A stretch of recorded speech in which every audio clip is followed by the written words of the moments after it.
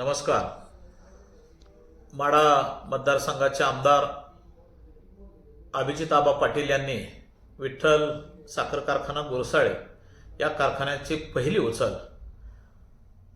मागच्या 15 दिवसापूर्वी 2875 रुपये जाहीर केलेले होते.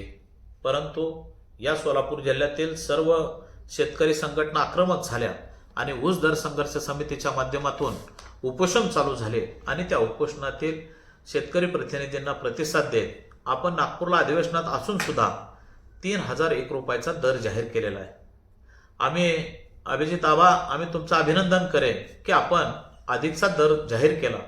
परंतु पाठीमागच्या वर्षीचे तुमचे 500 रुपये जे आश्वासित राहिलेले आहेत त्याबाबत सुद्धा आपण ते पैसे कधी देणार आहात या बाबतीत सुद्धा आपण लवकरात लवकर त्या बाबतीत सकारात्मक निर्णय घ्यावा.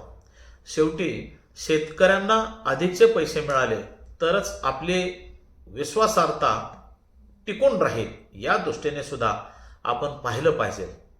आणि म्हणूनच आज आपण 2800 ते 2875 रुपये म्हणजे सर्व साखर कारखानदारांनी मिळून 50 रुपयापासून 75 रुपयापर्यंत वाढीव दर एकमेकाला विचारून केलेला होता.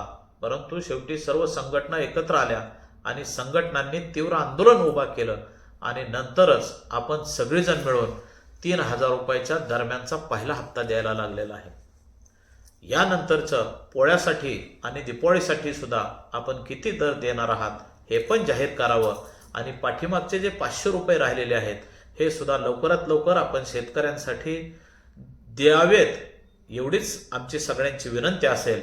आणि पुन्हा एकदा आपण जो 3000 रुपयाचा जो निर्णय घेतलेला आहे त्या बाबतीत सुद्धा आपलं अभिनंदन. धन्यवाद.